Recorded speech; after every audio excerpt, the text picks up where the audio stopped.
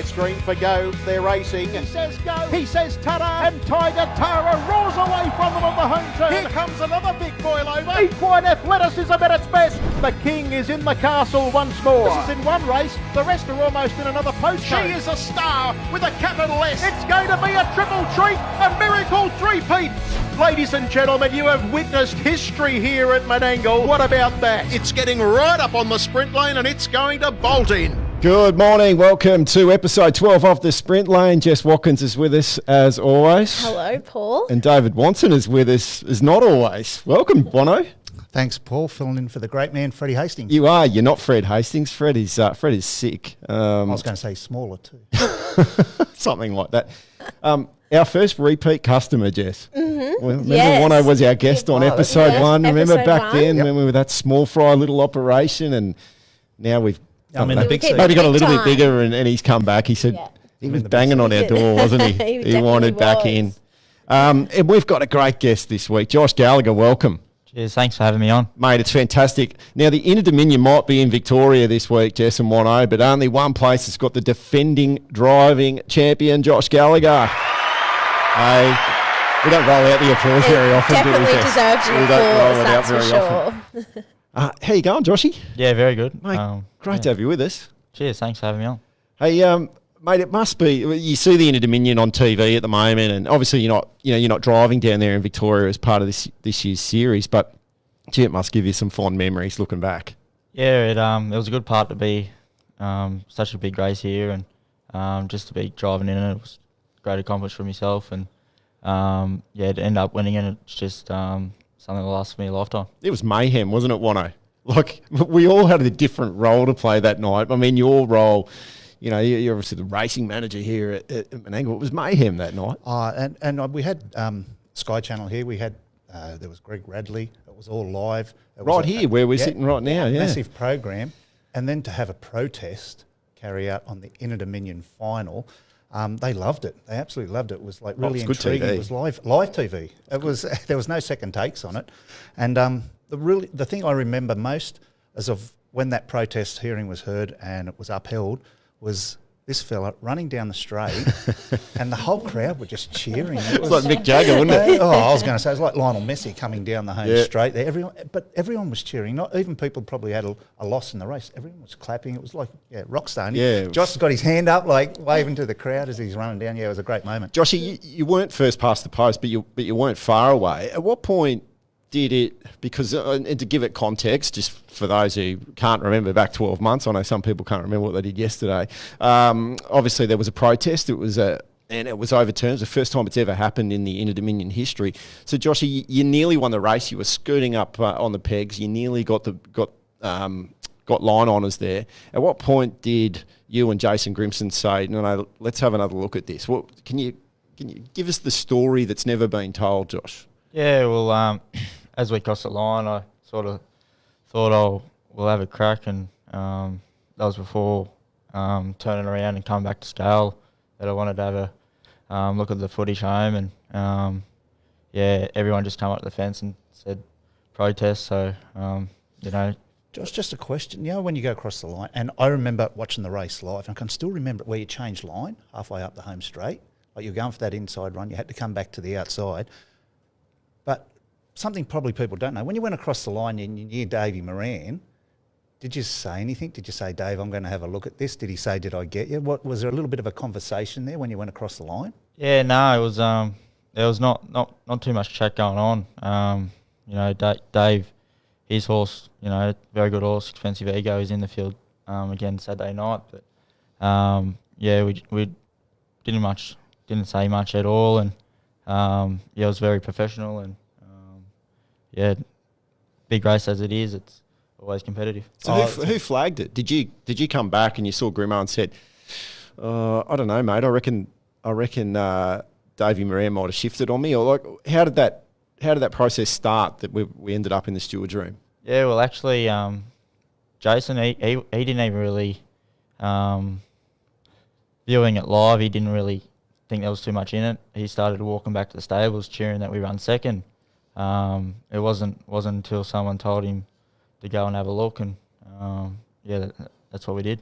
I think I was standing next to you, Wano, down on the track, and I seem to recall you sort of saying, "Oh, something's up here." I didn't want to say, Yeah. I said straight away, I went, there'll be a protest. Yeah. You were there. There was might have been Chris Roots or someone there that was Yep. standing with us. I said, guys, there's going to be a protest. And you sort of go, why? Yep. I go, there was a definite change of line. Now, I can't predict what the outcome was, but there was a definite change of line. So straight away, my thoughts was there'll be a protest. Now, Josh is, like he said, he's sort of contemplating it until he gets that verification when he comes back.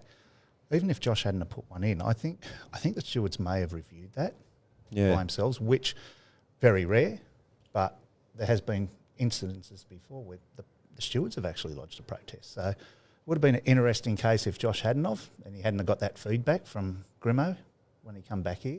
So, but there was a definite change. Yeah, on the night I seen it. I don't see much usually, but I definitely seen that one. And history says that Bonsell Benjamin and Josh Gallagher were the Inter-Dominion champion for 21. Yeah, so it was.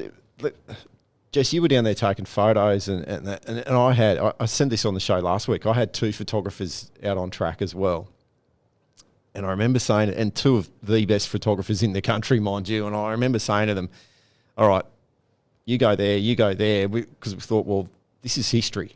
There's a moment going on here. And there's some photos of sort of the connections of Expensive Ego sort of really, really happy, and then the complete contrast of emotions then that's been captured photographically. But then there's I had Greg Porteous here just outside the stewards room, and he's got some amazing images of David Moran's walking out of the stewards room. And I mentioned this last week. There's Jason Grimston and Belinda McCarthy having a conversation right over each of his shoulders. He's framed it up beautifully, and I can only imagine what Dave must have been feeling there. His head's kind of down, and then moments later, obviously the verdict is announced, and there's you, Joshy, with there's Robbie Morris, there's Grimo, and it's just like this boys club, this little, just really celebrating the moment. They're beautiful photos.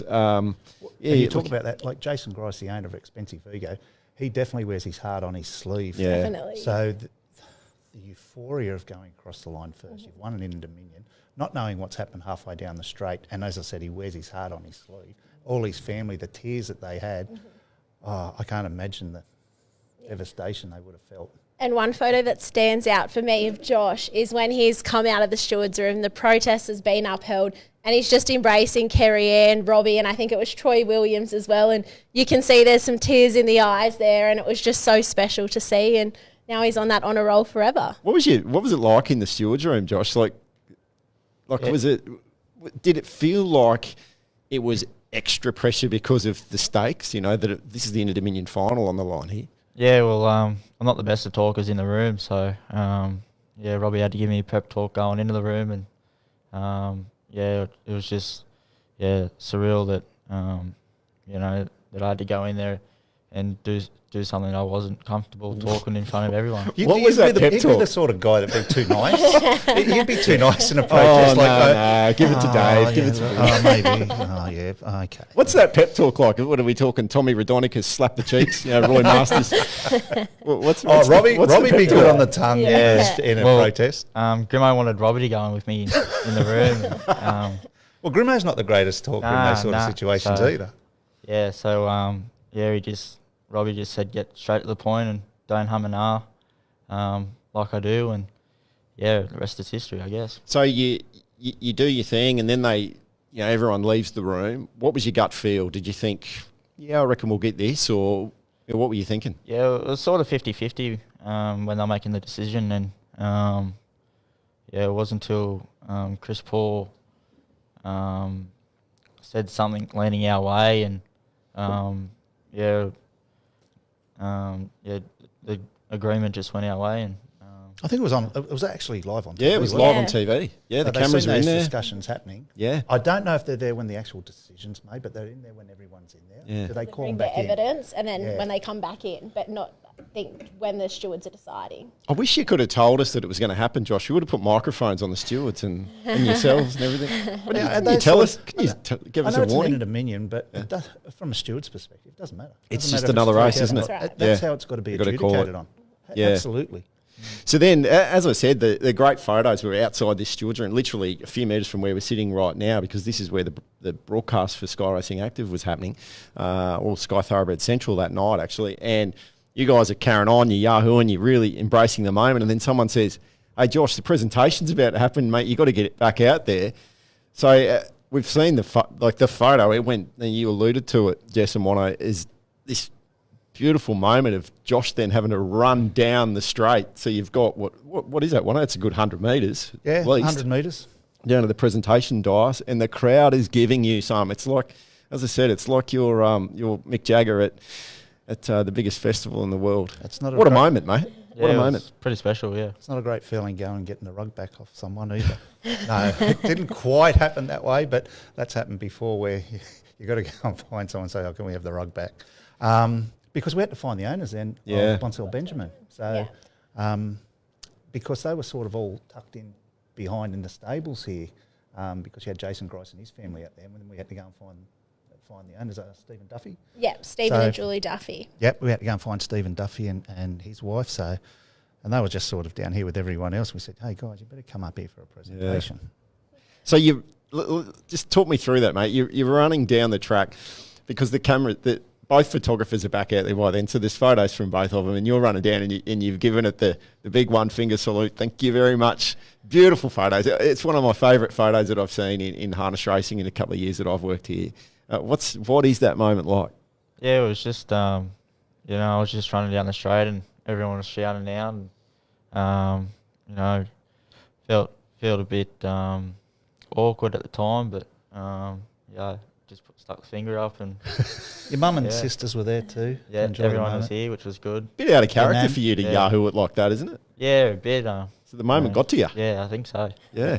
No, it was fantastic. It's a great photo. I'll tell you what, social media, I put it up on social media the next day. Social media went berserk on that photo. I think it's one of the most popular images that we've put up in a few years on the harness racing. It was a popular result for Josh, that's for sure. Oh, it was brilliant. It was brilliant. So, mate, it's great to have you on the show. I've got to ask you then, so you win the race. What was the circuit like after that? Because I'm hearing stories that I know that Grimo partied pretty hard. What was the celebrations like, and how long did it last for? Yeah, it lasted probably a good week, and then I got COVID. So that's right, you got COVID just after, and it was your birthday as well. I had a party the weekend after, and for your 21st. Yeah, 21st, and it was a bit of a late party, but everyone come and there's about half a dozen of them got COVID. Like, had it been the week before, who knows where we would have been with the inners, but fortunately we're in a different position now. There's another story, and I was looking at this yesterday because, I don't know if you remember, we got some posters made up for the Inter Dominion. So we had one for the Trotters, which had a couple of drivers on it, and with the pacing one, what we did is it was a bit of a late idea that I had, but I got every driver their photo taken in Newcastle at round 3. And David Moran's one that I had to actually, it's incredible, because there's a story about Josh's photo and a story about David Moran's photo, and they ended up being the two in the, right in the finish. So David Moran, I had to actually ask someone in Victoria, Stu down in Victoria, to get a photo of Dave for me, because he hadn't competed in the 3 heat rounds, and he got called up to drive Expensive Ego, obviously with the McCarthy's qualifying several horses. Now, Josh, I remember at Newcastle, I said to Grimo, all right, you've qualified a few here, who's going to take the drive? And he was ducks and drakes with me. And then word got out it was probably going to be Josh. Now, the photo that I had of Josh, you were driving for Kevy Pizzuto. You had Burnham Boy. Yeah, I was. So you're in the wrong colours. So I was like, right, what do I do here? So we had a photo from Josh from earlier in the year where he's standing next to a horse. We managed to strategically cut him out. So in the poster, everyone's wearing a helmet except Josh, because we didn't have a photo of Josh in the right colours. So the irony of the one person who stood out more than anyone else in this poster of 12 drivers without the helmet happens to be the bloke that ends up winning it. So it makes it a little bit... Yeah, I just thought because your hair looked really nice. Yeah, the salad was on point that night. Just a fantastic memory. If you look back, mate, how often do you... I know that the racing cycle moves on really quickly and you just got to get on to the next race. And every race is important to every owner, but obviously a career highlight. And how often do you think back on it? Yeah, definitely pinnacle of my time being in the sport, and yeah, it's always in the back of my head that you won a Grand Circuit race, and to win your first Group 1 race being in Dominion, pretty special. Yeah. Well, the Inter Dominion's on at the moment, and Josh, you are the defending champion as a driver for a few more days, mate, so enjoy that. Now, if we have a look at the Inter Dominion that's going on, obviously the draw was last night. A pretty interesting draw. New South Wales have done so well through this series, haven't they? Yeah, massive. It's been a great representation from New South Wales. They've performed admirably. I think we've got about 5 there. Shows the depth of racing that we have in New South Wales at the moment. And when you consider the free-for-all we've even got on this Saturday, that some of those horses aren't there. It's been a really interesting series. Really good. Yeah. They've taken a leaf. I'd like to say they've taken a leaf out of our book where they've gone regional with the heats, which I think adds a different dimension to it. It's exciting. The racing's all a little bit different. All the tracks are a little bit different. But Emma Stewart, Clayton Tonkin, wow. Yeah, to qualify Incredible. 5. How good are those horses going? You actually sold us short. We've qualified 6. We've got half the field Sorry, from 6. New South Wales. So, yeah, it's a fantastic achievement. Well done to everyone involved. If we have a look, we were on the show last Tuesday and we were throwing forward to what was about to happen at Shepherd and Jess. So what happened, we saw Expensive Ego run second, Spirit of Louis won heat, which probably locked in a spot in the final. Definitely. Probably in Definitely hindsight now, was in hindsight the now. vital points that he look at got there. And Bundoran ran second for Amanda Turnbull. So then we went forward to Geelong on Saturday. Intriguing night of racing, Jess. Perfect stride for Jack Trainer, second in heat 1. Zeus Bromack was third. Ultra Orlando 5th. So some good results there in that first heat. Yeah, some really good results there, and Perfect Stride run second, as you mentioned, in that heat, but didn't make the final. So I'm not too sure if he stayed down there for the consolation, but you would have to think on that last start that he'd have to be a definite chance. And Zeus Bromack's been nothing but game throughout this entire series. He's had to race very tough, and especially racing without cover, and the draw's definitely gone in his favour. So I think he's another good chance coming into the final this Saturday night. Heat 2, Bundoran, paid $126. Absolutely friendless throughout the Inter Dominion campaign, Bundoran. But we've talked about it on this show a few times, Jess, where Bundoran's just one that just continually gets the business done. You'd love to be the owner of Bundoran because just consistently picks up checks, but flew home $126 and just missed. Expensive Ego ran third. Majestic Cruiser 7th, missed the final, was the favourite for the overall series going into that third round. I think heat round 3, as much as the winners, it was the losers that really took the spotlight. We've seen better Eclipse, like what an unbelievable 12 months he's had. Chariots of Fire in 47, place in the Miracle Mile. Josh, I think, was at the Sunshine Sprint. Yeah. He won the Carousel just before that. As incredible 12 months. Really strong in the first 2 heats, looking like this is a horse that's definite chance of winning this final. It just didn't want to pace. It just looked like he didn't want to pace the other night. I've never seen him gallop out of the gate. He was just fractious in the score up. They've made him ODM, so he's going to have to overcome the 12. Majestic Cruiser, looking at it, and you would have probably had a look at the point score going through, Josh. He definitely needed a top 3 to be secure. Maybe 4th might have got him in. The way the points have fallen, that's happened. But he galloped at about the 1,800 metre mark. Yeah. I've never seen him do that either. Like, he's just such a nice, easygoing pace. He doesn't wear a head check.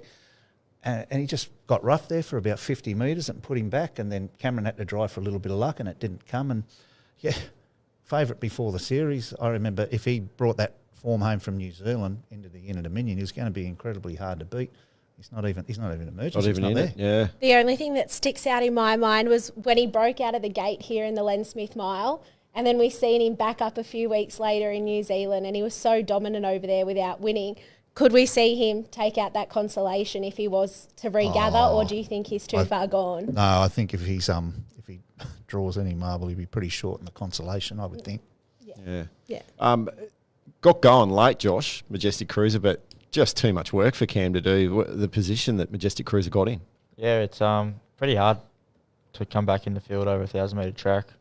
You sort of already got to be up there turning for home or with the trail, and you just got too far back in after he galloped. Look, it didn't go to plan with the Inter Dominion, but we've got to reflect on a really good sort of 6 weeks or so for Majestic Cruiser. Did so well, flew the flag beautifully for us over in New Zealand, and was so brave, with a couple of runner-up checks there. Did amazing. Just that's racing, isn't it? Definitely. Well, there's another. Well, I don't want to call it a loser, but a disappointing Spirit of St. Louis. Spirit of St. Louis finished 10th the other night. Now he's got a second and a first or something like that going into that last round. Lucky he had those bonus points, but he finished 10th the other night. And I think he sat 1-1, 1-2. Yeah, as you said, very, very fortunate they got the win in that heat at Shepparton. Those bonus points made a massive difference. So you're right. So in that heat, I've written here Spirit St. Louis, definitely the query out of that third heat. Pete said so. We'll touch on Pete said so in a minute, Josh, because you had a bit to do with Pete said so there at Lucky Lodge. I Cast No Shadow was third to get qualification. Now, if we just reflect on Spirit of St. Louis, as you said, about 10th. Luke McCarthy was on the coverage last night, speaking to Michael Gearin at the barrier draw, and Luke did say, yes, very disappointing. They did do some bloods on Spirit of St. Louis, come through fine, so they're happy to progress, but oh gee, the favourite going into the series didn't look good. Look, he's once again, what another 12 months he had last year, and leading into that one run. So you always forgive a horse of that ability for one run, but it doesn't matter what sport it is. You go into any grand final, I'm talking cricket, AFL, rugby league, soccer, the performance, the game before the grand final, you don't want to be disappointing. No. And you don't want to cop a heavy defeat in any sport. So that, of course, it would be a concern, but if there's one person or one stable that can turn a horse around in a week, that's Belinda and Luke McCarthy. I'm sure they'll leave no stone unturned, making sure that horse is spot on. Because, and in saying that, if there was something wrong with the horse, they won't risk him. No. He's got another big 12 months coming up. How important is that momentum, Josh? I mean, Bonsall Benjamin was not one that was prominent in the markets going into the final, but probably took some momentum into the final last year. Yeah, it's mental game's pretty brutal on a horse. If they have too much of a hard run the week before and they don't perform, they can always remember, and it's pretty brutal, the mental game. Yeah. I Cast No Shadow was great and it's drawn really well. Like, do you think drew one going into the final? Grimo was pretty happy on the coverage last night. He, probably, again, that was characteristics we don't often see from Grimo.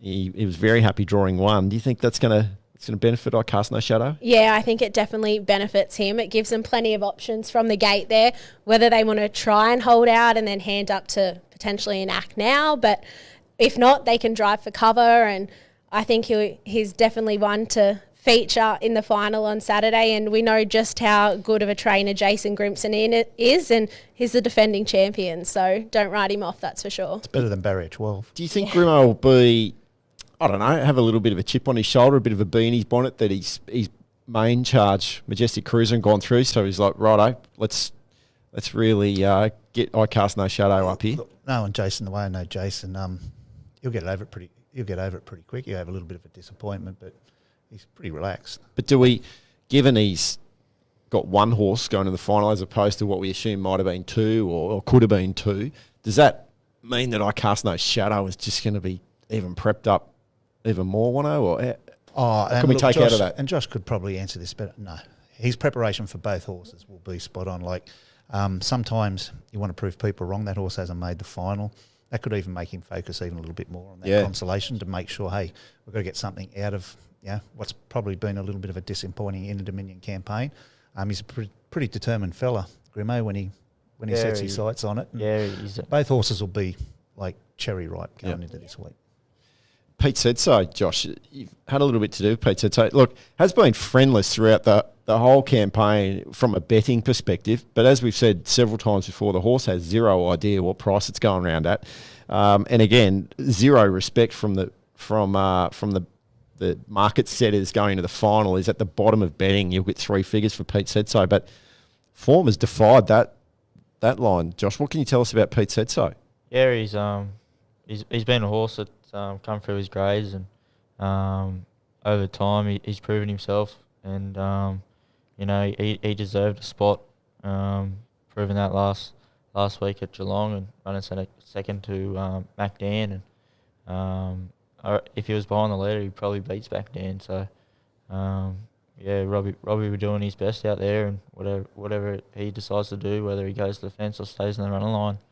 History will show too, throughout the years, there's always been a horse that was always unwanted. Come into Dominion time, they stepped up to the mark. Yeah. Surprisingly to most, generally not to the stable. And sometimes that Inter-Dominion campaign, a horse that may not have that focus about him, but the series actually suits them, like that hard racing. Yeah. They actually get better as the series goes on. And I know a little bit about this horse. I know Robbie was really, really happy with his track work and that before the series started.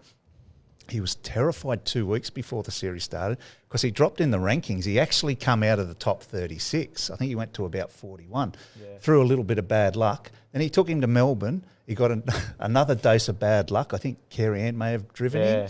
And he finished like at the tail of a 7-horse field in a free-for-all because they went down to try and improve his ranking.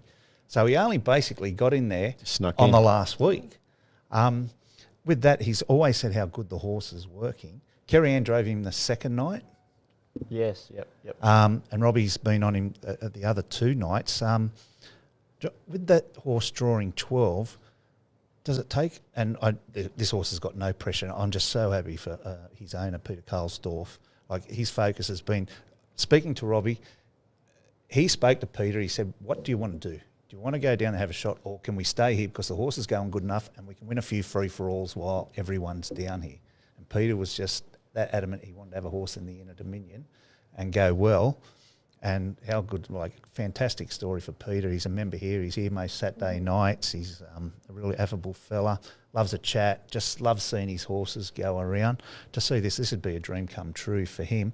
With drawing barrier 12, does it take the pressure off where you just, you know you're going to have to drive for luck from barrier 12 in this great field? So does it take the pressure off? There's no focus on it. We'll just drive for some luck. If it comes, it comes.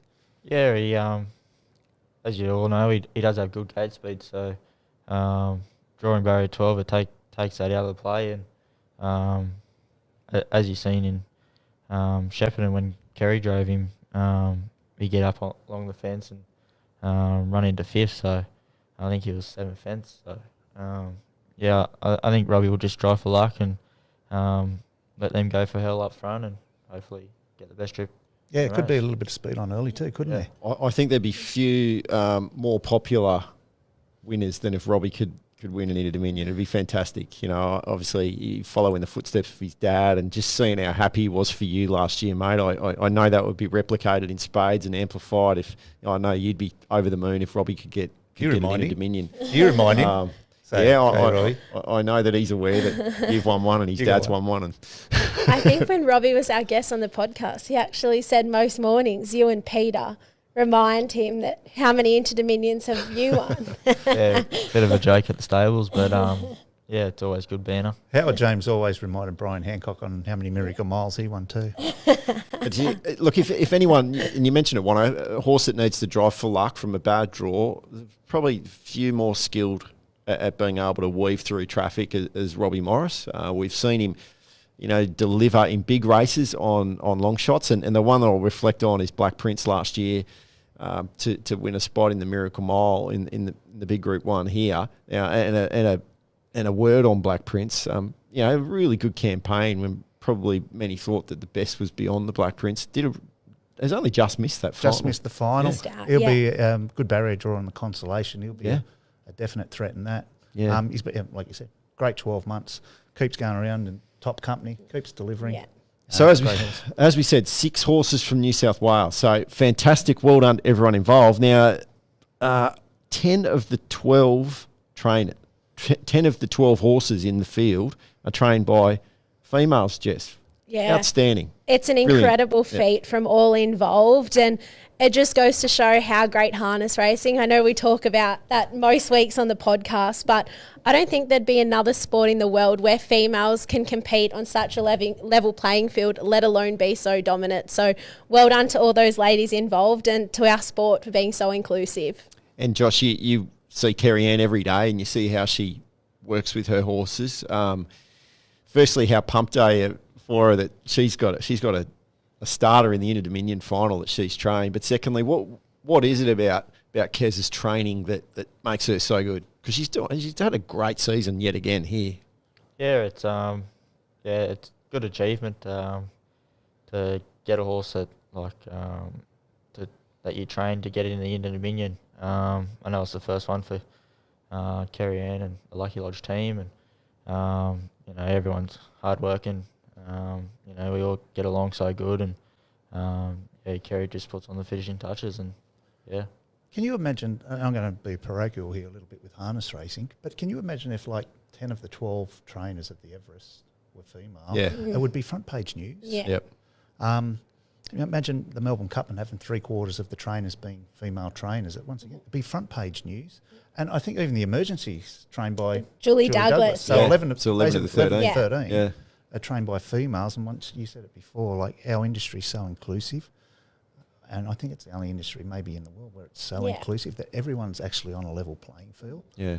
And it's a fantastic achievement. And Well, the I two think that- we should be making more of it. Yeah, and the two that aren't females, we've got Jason Grimson and Paul Fitzpatrick, two New South Wales trainers. So, yeah, great story all around. Well done to everyone who's managed to qualify a horse for the pacing final. Of course, the Trotters final is on as well. Not as big a New South Wales representation in that one. we're not flying the flag too well there. No, But, but that wasn't. motion. We necessarily weren't expecting that would be the case. we didn't have So- a lot down there this year. Yeah. So well done to everyone who's best of luck to everyone. Let's hope all the horses get round in, safely. And it's a great final. And let's hope their coverage is held up by about 2 hours like ours was last year because of Josh Gallagher. Magic TV. No, it's fantastic. Hey, the racing here on Saturday night, guys, we kicked it off with a bang. It was a beautiful night. It had that hazy kind of bushfire kind of feel to There it. was one, wasn't There it? was. I reckon there was a that. backburn Just got out of at control. Minto or something, not So too it far felt away. It felt like Well, fast racing was about to Yeah. happen. And out comes artillery. Now, we talked about artillery last week for the McCarthys. Chris Geary, that was one of the winners that we talked about with Chris Geary. Chris jumped off, and Hannah Rickson jumped on first drive and went 149, won by 11 metres to start off the night. Low flying, Jess. Absolutely flying that horse is, and what a great way it was to open the card on Saturday with a sub 150 performance. They set a blistering tempo up front, and you always thought that was going to suit a horse like Artillery or Unfazed, but Artillery got the right run in transit and just absolutely blitzed them, and he joins that elusive sub 150 club now. He's 149 dead. Nearly got in the 148 group. Yeah. Did it feel like fast racing was about to happen, Josh? Did Yeah. you just get that feeling as a driver? Yeah, well, as soon as you get out on the track was hard, and Wasn't too hard. It's hot. It was hot as well. Track was perfect. Yeah. Track was perfect, nice. and the speed was on. Yeah, well done, Hannah Rickson. Like that's a great performance. There was Jump on a another horse. sub 150 through the night too. The free for all went 149 something. And I think if you actually look through the sectional times that were posted from Saturday, there were quite a few horses from that first race and also the fast class that broke the 150 mark. Yeah, it was Which is fantastic. A credit to you and your track team here, Mr. Watson. Yes, well done. Hey, Jimmy Douglas got a great opportunity. I mean, this is the thing. The Inter-Dominion's on, so we talked last week. We thought that I think Jared mentioned on the show last week that the 6 leaders on the premiership table were all down at the Inter-Dominion at the moment. So that's created great opportunities for people. You want a good story on that with Jimmy Douglas? Yeah. Jimmy Douglas and his boot camp group Yes. had booked a couple of tables in the restaurant. So at the last minute, because Jimmy only had a couple of drives later in the program, at the last minute, Blake, I think he got a short stint on the sidelines. He said, "Do you want to drive these horses? I'm not going to make a go against the stand down period." So Jimmy said, "Oh, okay, I've got a party, but let's see how we go."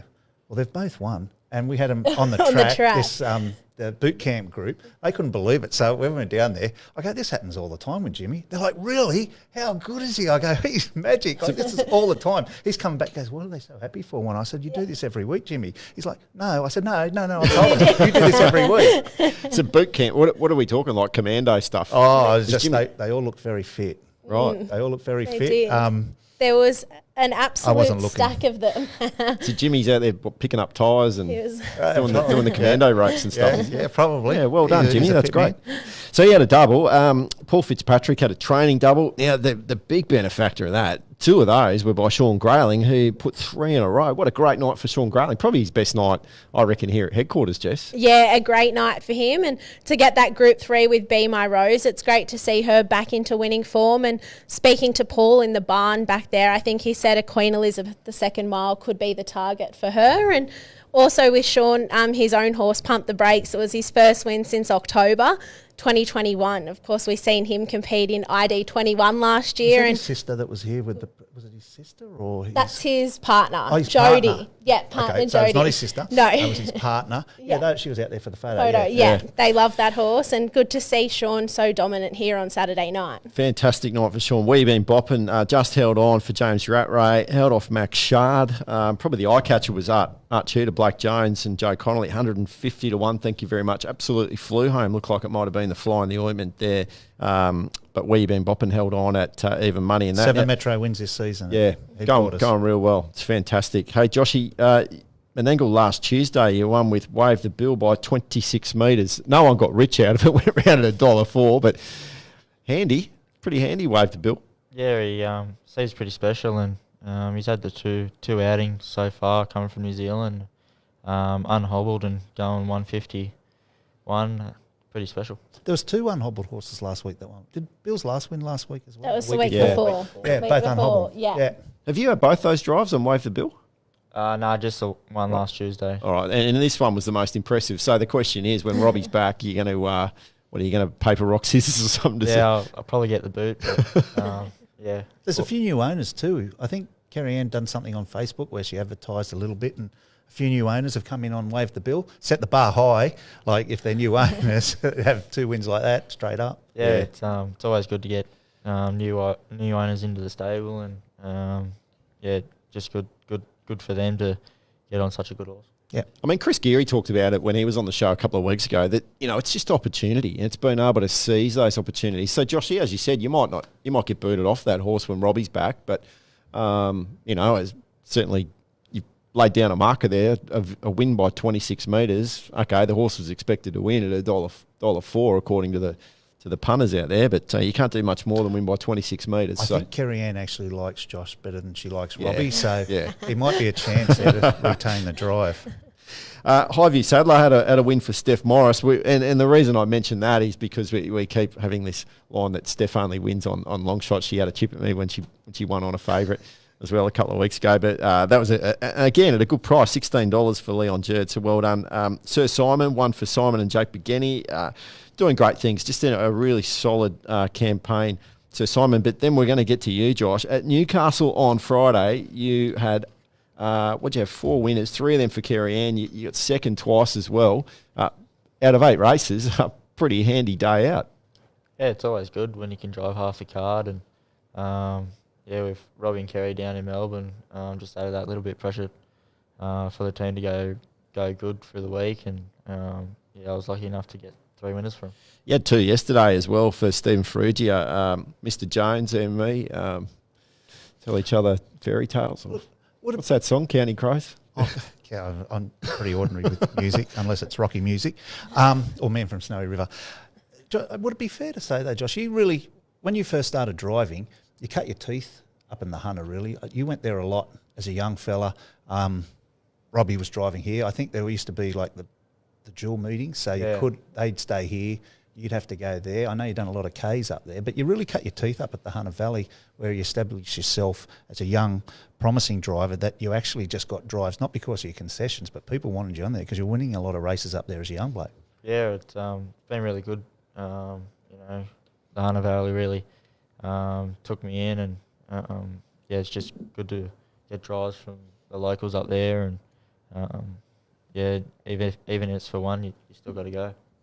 Mate, pretty. You can't do much more than go up there and just jag winners, and that's what you've been doing for a while there on that Newcastle track. You certainly become a bit of a punter's pal there at Newcastle Paceway at Riverina Racing. So they raced at Albury on Tuesday. Jackson Painting had an early back-to-back double, friend of the show, Jess. They went to Young on Friday night. Rodney Coelho and David Kennedy teamed up for a double there. Now, Tommy Ison, talking to blokes who own tracks, Tommy Ison owns Tamworth, doesn't he? He had four winners there at Tamworth on Thursday, Jess. He is so dominant up there in that Hunter and Tamworth region, and I think we speak about him most weeks, jagging multiple winners up there. So another fantastic effort from him, and he did just as Josh did on Friday. He drove 4 winners. Yeah, brilliant. Hey, well done, Gemma Coney. She brought up her 100th career winner with Sully on that same Tamworth program. Well done, Gemma. I know she's got a very proud dad out there, Greg Coney, who he got in touch with me and certainly he's a very proud dad. Certainly reminded me that she brought up the ton. So well done, South Gemma. Coast boy. Oh, great result. 100 career winners is a really good milestone, and I think we're going to see that go up in big bundles really quickly for Gemma Coney. We're blessed with such amazing young drivers around all over the state. Absolutely. Bathurst on Wednesday, Nathan Turnbull won 3. We talked a couple of weeks ago about him bringing up 100 for the season. He must be up to about 400 by now. He just keeps winning, Jess. But 3 at Bathurst on Wednesday. Bernie Hewitt had a training double. Amanda Turnbull. This gets boring, doesn't it? She just She can do some kilometres, can't she? Oh. Wow. driving double. We just Amanda just turns up and wins for fun there at that Bathurst track, but a driving double. And we're going to talk a little bit later about the regional finals because we've had qualifiers go through across different tracks, but that's coming up this week. All right, we had a big announcement yesterday, my little baby, fantasy harness racing. We kind of let the cat out of the bag. We teased it a little bit over the weekend. Jess, you know how it works? Yeah, I've read the media release kind of, but all for an explanation. I think it's all going to make a bit more sense. On the 15th of December, what will happen is you'll be able to go on and actually register your team, and it'll all make a lot more sense to people. But basically, give you the sort of quick snapshot. You get $14.4 million. Every driver, there's about a bit over 200 drivers in the pool, and the way that the state's been broken down into 4 regions as per what we do for the TAB Regional Championship. So you got your Hunter, Metropolitan, Western and Riverina, and drivers have been assigned to that. And what we've done is used sort of the results over the last few years, and particularly in recent times, and had a bit of a stab at what forward trajectory kind of looks like for where drivers are going, and put a price tag on drivers to try and even it up, and then you get an amount of money, and you've got to go and pick your team. So you got to pick 22. You'll start with 18. You'll have an emergency or a reserve on each line, and based on results is what your score will be. Now, Josh, I'll use you as a metric here. So let's if we have a think about that great day that you had at Newcastle on Friday. So you had 4 winners. So 10 points for a win. There's 40 points there. You had 2 seconds, so 5 points for coming second. So there's 50. You're lined up in a couple of more races. So you get points for coming first, second, third or fourth, and then you'll get a point for lining up in a race, regardless. So that would have been a fill-up. If you had Josh in your team that day, he would have been a great selection. I think he's going to be a great selection anyway, because the way the game will work is the 6 race meetings will constitute a round. So I know that fantasy sports exists in footy and different things. It's really easy to define what a round is in footy. It's all the games on a weekend. Well, for us, we race nearly every day. So the round will start here at Menangle on a Tuesday, first race, and it'll end typically on the last race on a Saturday night. And that's your round 6 races. And typically it'll be sort of Menangle Bathurst on a Wednesday, Penrith on a Thursday, Wagga Newcastle Friday, and Menangle on a Saturday. There's some little tinkering and nuances with that, but there's 14 tracks in play across a 6-month period. It ends on the Group 1 Trots New South Wales night on the 1st of July. And you'll also get bonus points if someone drives a Group 1 or a Group 2 or a Carnival Cups feature that falls into that window. There's bonus points, so triple and double points. So we're going to see these wild fluctuations in points. But I know that we put a media release out there yesterday, and the boss, John Dumacy, said, "You sport for choice." There are so many great options, in drivers across New South Wales that you can choose from. That's so true. The depth of driving we have in New South Wales is incredible. But what I really like about it, this is an introduction to the younger generation. We hear too often, how do we involve the younger generation? We've lost that young generation to harness racing. How do we get the younger generation involved? And one thing you've really capitalised on, Paul, with this fantasy is that every kid I know with sport has their fantasy teams, whether it's the NRL, AFL, but they love it, they understand it.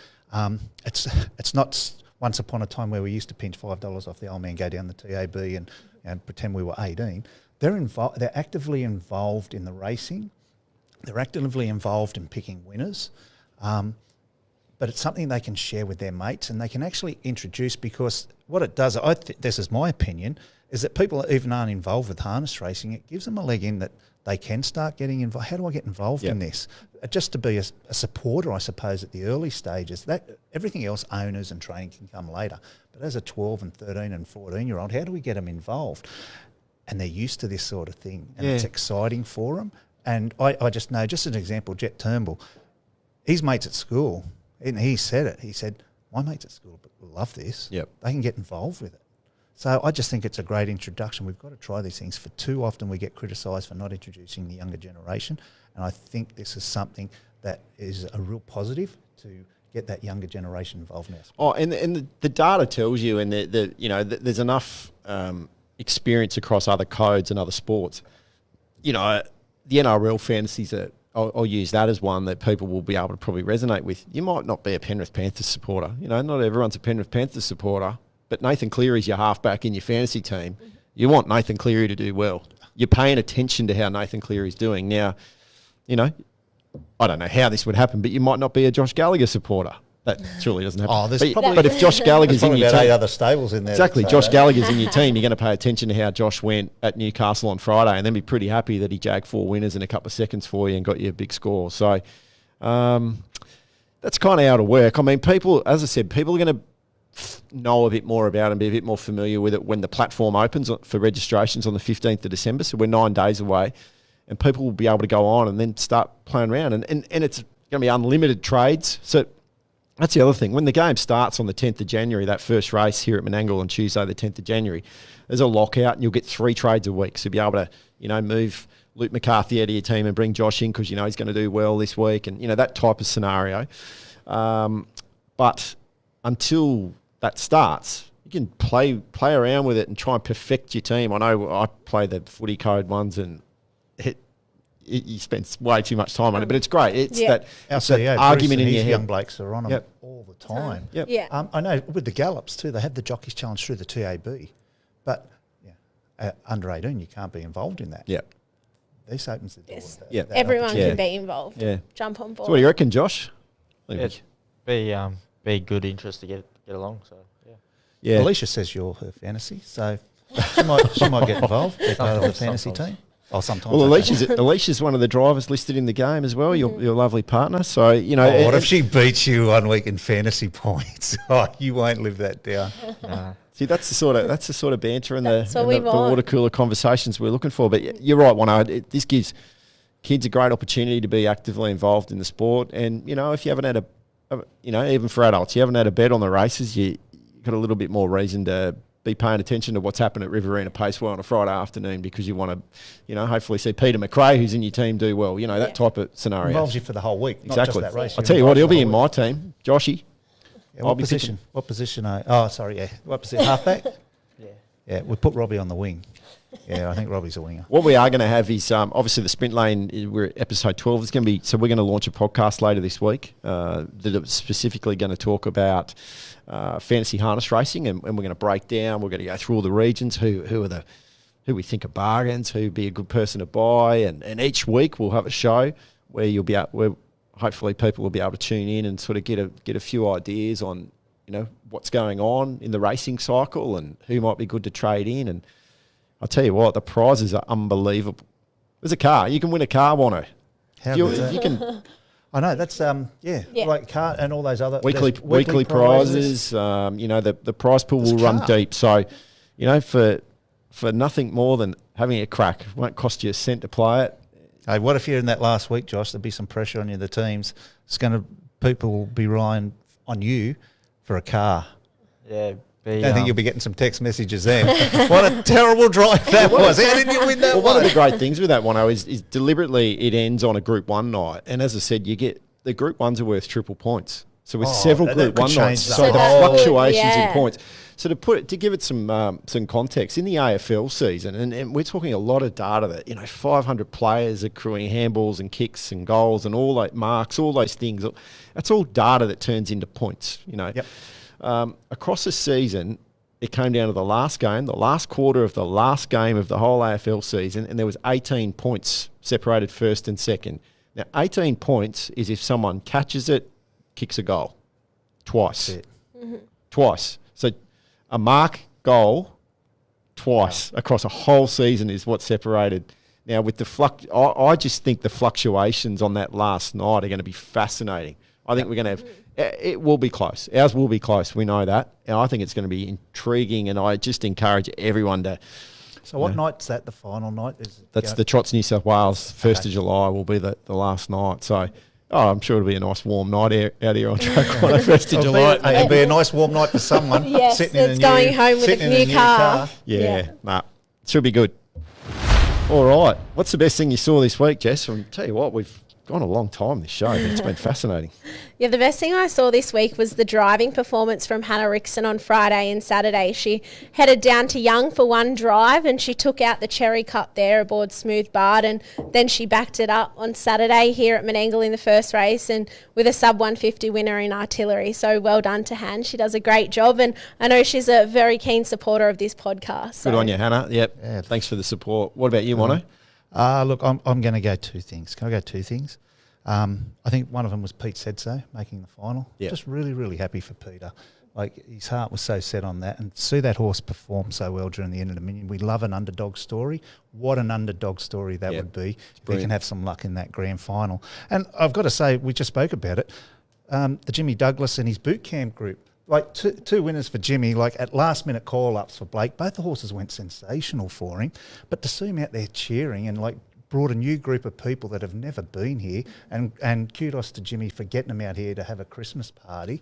But to have those 20 or 30 people we had out on the track, they were just loving it. And I was thinking, well done to have these people here and really enjoying the excitement. It's great. of That's what we racing. want. Yeah. You know what I love, just to go back to the Pete Said So story, last year, remember the hype around Funky Monkey? Yep. So Lucky Lodge had Funky Monkey go through the Trotters series, and I know I did a feature for the coverage on it, and we spent Great some time with owners John involved. Green. They get the head, they get the monkey hat. And it was just a tragic story. Like, Yeah. you know, look, the horse is fine, don't get me wrong, but the horse didn't perform. It kept galloping through the series, and it was just shattering for those Connections went owners. around to all the heats. I know, they were there everywhere. They They had the kit on, you know, they really got around the series. And having spoken to the ownership group beforehand, they were so passionate about having a horse in it. John And Green then, and a lot of mates. a lot of for new John, owners. and then it went wrong. To now see Lucky Lodge have this horse that didn't have the hype to come through and be part of it. Yeah, it's fantastic. You know, that's racing, isn't it? Yeah. That's the Yeah. Funky will swings be and back. roundabouts of racing. Funky will be back. Yeah, what about you, Joshy? Yeah, I'm gonna have to go with Mick Dumacy and what he's doing down in Ugara. You know, he's put a lot of time and effort trying to get the community back together, and everyone in the harness racing industry chipping in and pulling their weight as well. It's brilliant. It's brilliant. And guys like you, mate, that have, pledged your support to that community. So I spoke to Michael on the drive out here this morning. He's just saying it's so humbling and so overwhelming. It's the continual phone calls that he's getting. So drivers, trainers, owners are just saying, I'm going to pledge this amount of money whenever I drive, but particularly when I win. He said there was one the other night, Matty Rue drove, and the owner just went, bang, here's a big chunk of the winnings, and just to give it to the He's a good Ugara. bloke. Amazing. Michael Dumacy, he's a good bloke, and he's part of harness racing royalty. Yeah. Part of Dumacy clan. But it's good to see that he got over the Parramatta defeat in the grand final, and he's got his passion back, and he's doing a great job out there. But drivers all around the state are seeing those horrific pictures. I mean, I was in touch with Jodie Greenhalgh this morning. I said, what do you want me to say on the podcast? What's the key message out of Ugara? And she said, I feel a bit brain fried. She said, it's just so overwhelming what they've gone through. Most of Ugara has been wiped out. Most of Ugara don't have insurance for floods. Incredible. Most of Ugara have lost their home, everything they own, and just put yourself in that position. You're not insured. And beyond that, businesses have been wiped out. So the places where people are employed and have the ability to earn money in order to finance a rebuild is gone as well. So there's nothing. And we worry. Put yourself in those shoes. Like that's just horrible. We worry about a few potholes in the road out the front there. We've got nothing to worry about compared to that town. So look, what Michael's doing is a start. If there's others out there that feel like you know, they've got the ability to be able to try and help out in some way. Josh, what you and the driving fraternity and the training fraternity is doing is outstanding. I know there's some conversations in the corridors of Harness Racing New South Wales about, you know, some further developments on sort of helping out that campaign. So watch this space. But yeah, fantastic stuff that Mick's doing. Best thing I saw this week, you mentioned it before, Wano, but how good was it? We'd be sort of remiss of us not to reflect on how the Socceroos went. It's just amazing. Yeah. Just I got up early to watch soccer. And like you've seen how hard they tried. You can imagine the dressing sheds before it. Be one of like those movies, guys. If we can win this, like they will talk about this forever. They'll make a movie out of this if we beat Argentina. Yep. It'll be like the Miracle on Ice sort of story. You know, 1980. That's not a that's a miracle. That's the Bonsell Benjamin story. Yeah, and then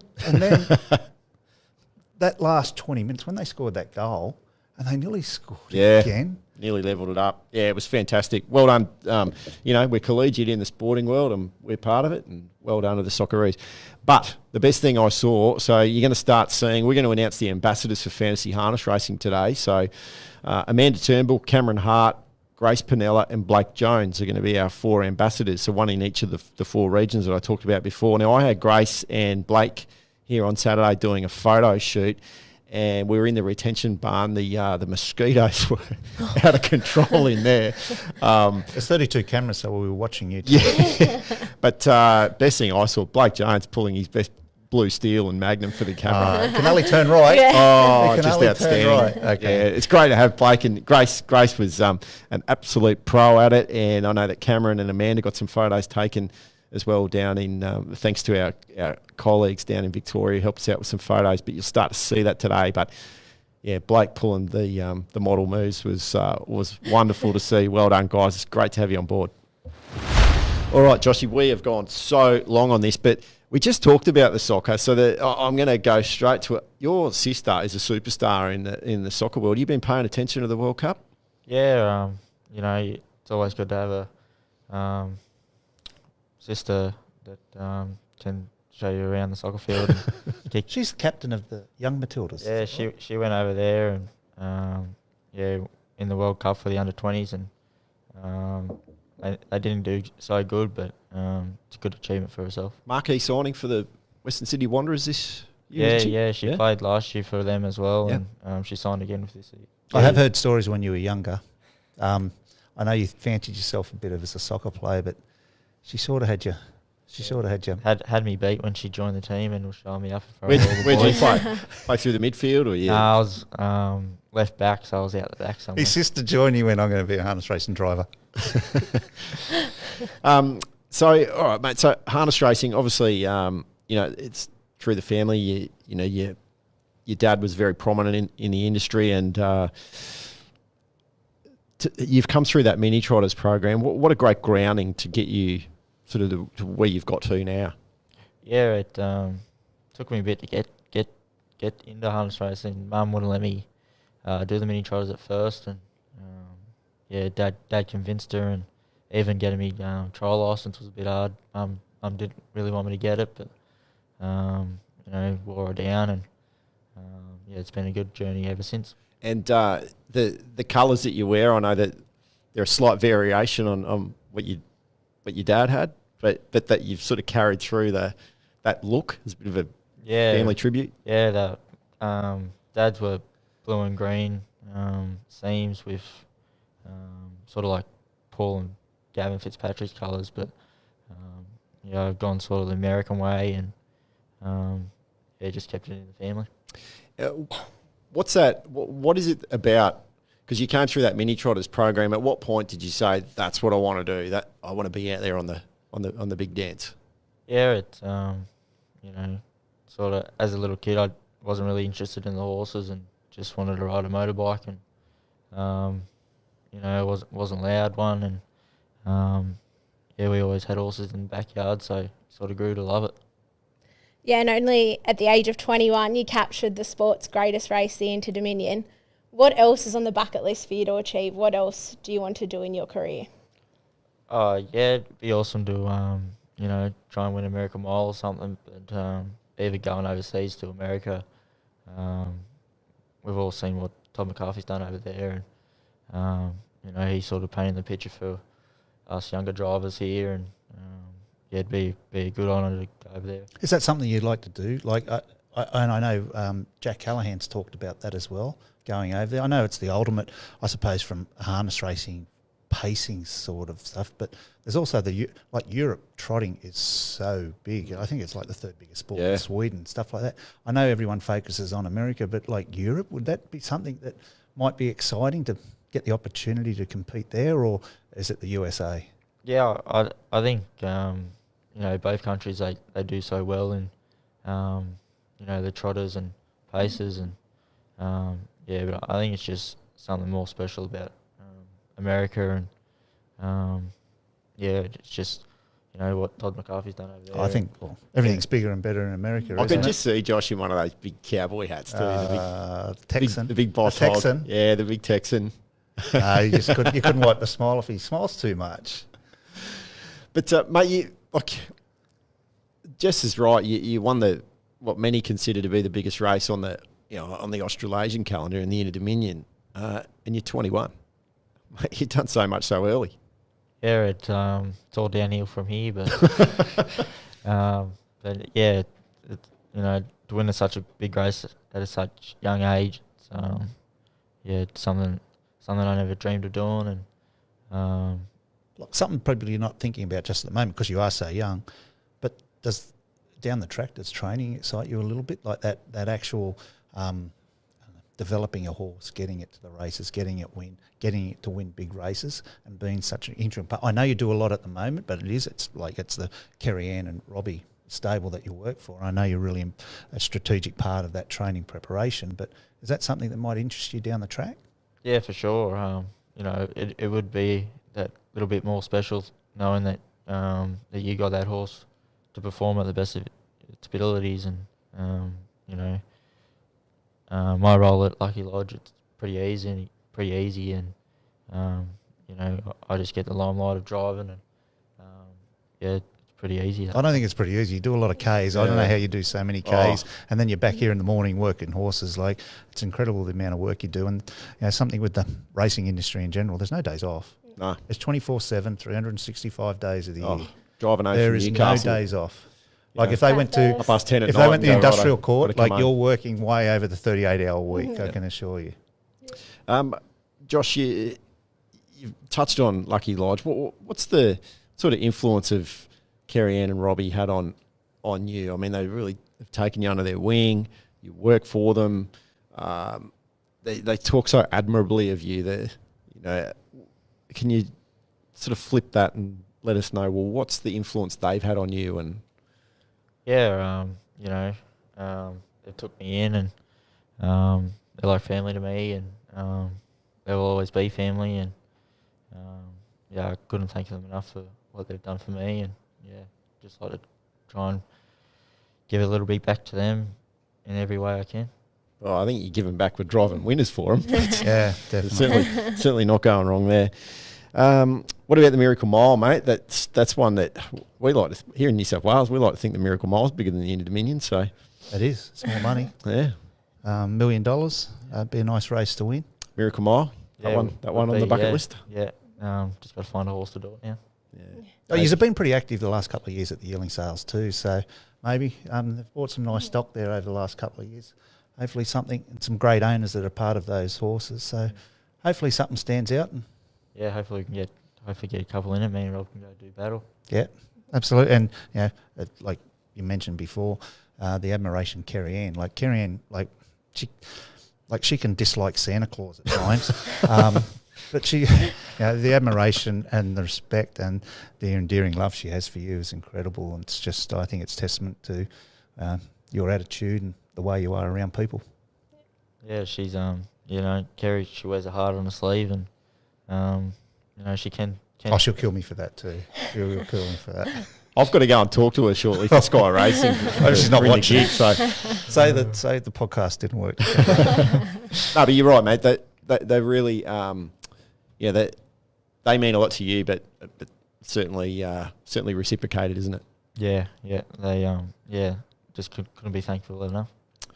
And mate, what's it? And you're working with your beautiful partner. You're in and around the same scene all the time and having to work with horses, mate. Credit to you for being able to maintain a really good relationship. Don't work with kids, don't work with animals, and don't work with your partner. Yeah. You're doing Credit a few to of you. them, you're doing all of them. Credit to you both to be able to maintain that and be flourishing as you are. Yeah, well, there's a few arguments every day, but, you know. Oh, that's par for That's the healthy. course. That's Yeah. good. That's robust discussion. That's not an Yeah. argument. Yeah, Joshy, great to have you on the show, mate. It's I know we've been trying to get you for a few weeks, but it's just so hard. Like you with Kerry Ann and Robbie down, like Josh is down playing it. The amount of work he's been doing across the road to be able to prep the Lucky Lodge stable to have them ready to race here on a Tuesday. He is down playing how much work he's doing to be able to get those horses on track. So Incredible. we really appreciate you giving Incredible. up your time this morning to be able to come and join us on the show. But I thought this is the week.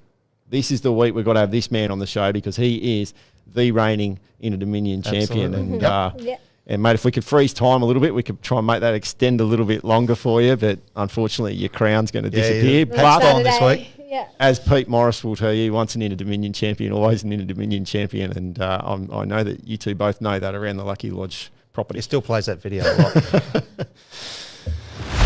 All right, what's on this week? We're almost on the verge of, we've gone that long, we're almost on the verge of what's coming up in Menangle. We've got 8 races this afternoon, Wano. It's, the racing cycle never stops here at headquarters. Just keeps going. Good fields today. Yep, absolutely. We've got Young tonight. We've got Bathurst on Wednesday, as always. Penrith on Thursday. Now on Friday, we go to Dubbo. On Monday, we've got a 9-race card at Menangle here on... It's a good program this Saturday. Yeah, and it we've got is. the night markets here Saturday. Yep. Got a lot of functions. There'll be a fantastic atmosphere. It's Weather gonna is be beautiful. huge. It's a At the great moment. place to come on a Saturday night. it'll be massive here Encourage everyone to Saturday get night. out here. Wagga on Friday. We've got the Western Region 2 and 3-year-old finals. We saw qualifying at Bathurst for that. So that's going to be really interesting how Those that nominations are in the process at the moment for those finals. They close today, so Yep. they'll So that's be going up to be this afternoon. fascinating how that all goes. Now, Newcastle on Friday. So we've got the Eastern Region finals. We saw qualifying at Penrith last Thursday. So Neil and Amy Day qualified King Tintin and the 2-year-old Colts and Geldings. Mufasa Bart. So Chris Geary, as we said, was on the show and he's looking for opportunity. He drove a really good one for Belinda McCarthy in the 2-year-old Colts and Geldings. Paid about $31 too. It did. It was a very impressive winner, and its breeding is super, super exciting. It's a half brother to Let's Get Rockin', who won here on Saturday, and also Captain Ravishing. So nice. Another Sloy's Yeah. brood mare. Yeah, wow. Yeah. Do you say Mufasa or do you say Mufasa? Like in the Lion You'll King? have to ask Freddie that one. Yeah. Josh, you had I'm Blinging It, ran second at Newcastle. The winner, Artifice Joe, was pretty handy though. Yeah, it run a good last half. I think they went 27-26, and the race was sort of run to the leader, just walked the first half, and my fella got out, was very good and run second, and I think it'll be a different story with King Tintin in the race and a few of the other Metropolitan horses. They'll make it more of an interesting race. Will you hang on to that drive for the final? Yeah, I think so. So you're going to go to Wagga for that? Yep. Good. It's another Good. trip. Yeah. Clock up the cake. Yeah. We need one of those frequent flyer swap cards like Qantas had. Imagine the He'd points. have some points. He'd be straight. He'd have a gold ticket into the lounge. Straight into lounge. My Stella Rose in the 2-year-old fillies heat was pretty good for Jack Brown too. So that's at Newcastle on Friday. There should be some really good racing there. Yeah, Jess, you keep letting us know how your black bookers are going. You've had another good week, haven't you? Had a very good week. Yeah. Solero last week scored for Johnny Wheeler and Will Rickson at $8. So the run continues. Keep And looking at me. well, the pressure's on. No, The pressure's on. No, you've like we keep saying, if you follow the tips that Freddie's done pretty well, but you've been on fire, Jess, through the 12 episodes of the Sprint Lane that we've had. If you're following along and listening to the show, get around Jess's tips because actually the minute people start backing, Yeah, now the pressure's on me. the pressure's on. That's how it works. So what do you got this week? This week I'm heading up to Bathurst, Meraki for Ashley Greaves. She contested a heat of the regional series for 2-year-old fillies last Wednesday, and the field was pretty strung out, but she managed to finish fourth and hit the line with splits of 29-4 and 28-1. She's drawn 9 tomorrow night, so I think she could be a good chance. Fantastic. Wano, you got anything for us? Yeah, look, I really went through the form really closely this week. So I like a little filly mare. What's Your Secret? I don't think anyone's picked that one out this week. That's not your tip, is it, Jeff? Nah, not No, your tip. No. I like a horse called Double Encounter this week. Steph Morris driving it. Last week it was involved in that race, Artillery's race, 149. It was part of the early burn where they went that 54 first half, sat 3 fence, and they got held up a little bit down the straight. Look, I don't know if there's a 149 in Double Encounter, but just like his trainer, it's just getting better with age. If they run around the 50 and a half, 51 mark, Double Encounter, it's in the second division of the 95, first race here on Saturday night, it'll be each way value. I think it'll give a good run for your money. Fantastic. All right, Josh, got anything we should keep an eye out for? Yeah, well, I'm going to keep it in the stable, and I'm going to go big odds. Pete said so in the year of the million. I think if they run hard, he'll be looking for a way out, and hopefully Rob can steer him in the right direction. Oh, geez, I'll tell you what, if you snap it up, 101 that Tab put up last night too, then Josh has got you covered, Jess, if this one lands. Yeah. Oh, I'm going to that party. Yeah, me too. I'm going to that party. It'll be a good party, that one. 101. You think it might firm on the back of Josh Gallagher's tip, or maybe... It'll It might definitely be be better backed than in on that tip. Yeah. Well, best of luck to anyone out there who's following in those tips, because we love to think that people are doing it a bit easier in life if they've managed to back one of our winners. All right, so we've gone a long time. I'll put it down to you, Wano. Oh, Freddie doesn't talk as much as you. No, he's got to save his voice for the race calling on a Tuesday Yeah. afternoon. No, we've had a good show. Keep an eye out for ongoing announcements around fantasy harness racing. I know we've talked a little Really bit about it in the exciting, show, but continues to have announcements come out. We've got some great things ahead there. And as I said, 15th of December is when you'll be able to go on the platform and have a play around and pick your team. It's really exciting. And I'm excited about the opportunity for drivers to, be a little bit more well known, and the heroes that we want them to be. That's really exciting. So keep an eye out for that. I know there's some big announcements during the week out of Harness Racing New South Wales too. So keep an eye on stuff. Get around the socials. Give the Fantasy Harness Racing a follow, because we can build that audience. We're going to get more people playing, and that's what we want. We want lots of people getting around our sport. Definitely. So keep an eye out for all of that. Thanks for your time, Jess. Thank you once for having me. Yes, well, as always. It's your seat. It's your seat. Thank you for filling in for Freddie. Not a problem. Well, I've no, got it's fantastic. number 14 on me back, just off the bench. Not a Yeah, problem. straight off the bench, like Terry Lamb coming on for the Kangaroos. Yep, every Always, game. always backing up. Yep. Good on you, Joshy. Thanks, mate. Appreciate you coming in. Best of luck with your drives this afternoon. We probably don't need to wish you any luck for Newcastle with how you've been going. You're dominating there on that track, but good luck with all your drives coming up. And fascinating to hear your story. And mate, when you lose your reigning champion title on Saturday night, just let yourself have a moment. Just take it all in, mate. Take it all in. Don't get too upset about it. Brisbane next year. To everyone out there tuning in, thank you for your time. It's been great to bring you another episode of the Sprint Lane. That's 12 episodes in now. Keep an eye out for all the upcoming announcements. As I said, if you like the show, please give it a positive rating. Follow it, like it, share it, and you'll get the notification pop up on your phone if you got that activated. You'll know when every episode of the Sprint Lane pops up. But do us a favour, tell your friends and everyone about it, because we love being able to talk about this great sport of harness racing here in New South Wales. We will be back next week. We will see you then. Bye bye.